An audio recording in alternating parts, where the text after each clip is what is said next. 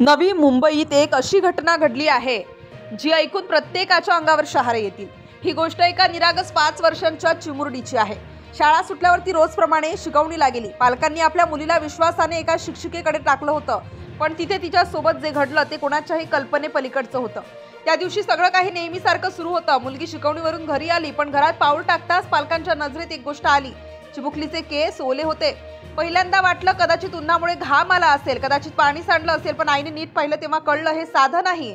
मग पालकांनी मुलीकडे विचारणा केली, बाळा केस ओले का आहेत? तेव्हा सुरुवातीला मुलगी शांत राहिली, पण आईने पुन्हा पुन्हा विचारलं तेव्हा तिने थरकाप उडवणारा किस्सा सांगितला। त्या शिकवणीच्या वर्गात शिक्षिकेने तिचे केस धुतले होते। ओळखीचीच शिक्षिका असल्याने आईने हे उत्तर ऐकताच दुर्लक्ष केले, पण सहज विचारले की का धुतले केस? हा प्रश्न आईवडिलांच्या मनात धडधडू लागला। शिकवणीमध्ये अभ्यासाऐवजी शिक्षिका एखाद्या लहान मुलीचे केस का धुत असेल? शिक्षिका ओळखीची जरी असली तरी या प्रकाराने पालक हादरले। संशय वाढला।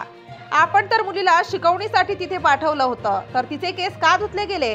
तिच्या डोक्यावर पाणी का ओतलं गेलं? असं नेमकं काय घडलेलं हा पालकांना प्रश्न पडला। चौकशी केली आणि शेवटी उघडकीस आलं ते सत्य, ज्यामुळे सगळ्यांच्या पायाखालची जमीन सरकली। नवी मुंबईतील उरण परिसरातील जासई गाव इथे घरगुती शिकवणी घेणाऱ्या मनीषा नावाच्या शिक्षिकेकडे ही चिमुरडी शिकायला जात होती।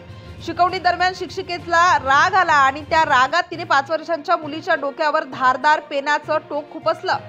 होय, पेनाच्या टोकाने केलेल्या हल्ल्यामुळे मुलीच्या डोक्यातून रक्त वाहू लागलं। चिमुरडी भीतीने थरथर कापत होती। रक्त पाहून घाबरलेली शिक्षिका आपली चूक लपवण्यासाठी तिला ताबडतोब वॉशरूम मध्ये घेऊन गेली आणि तिचे केस धुवून टाकले। मुलीला वाटलं कदाचित आता सगळं संपलं, पण जेव्हा ती घरी आली तिच्या ओल्या केसांनी खरी गोष्ट उघड केली। आई वडिलांनी विचारपूस केली आणि त्यावेळी सत्य बाहेर आलं। या घटनेमुळे पालक हादरले आणि सत्य उघड झालं।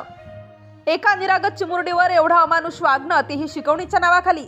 या प्रकारानंतर पालकांनी थेट उरणच्या पोलीस ठाण्यात धाव घेतली। सध्या या प्रकरणी गुन्हा दाखल करण्यात आला असून पालकांनी शिक्षिकेवर कठोर कारवाईची मागणी केली आहे।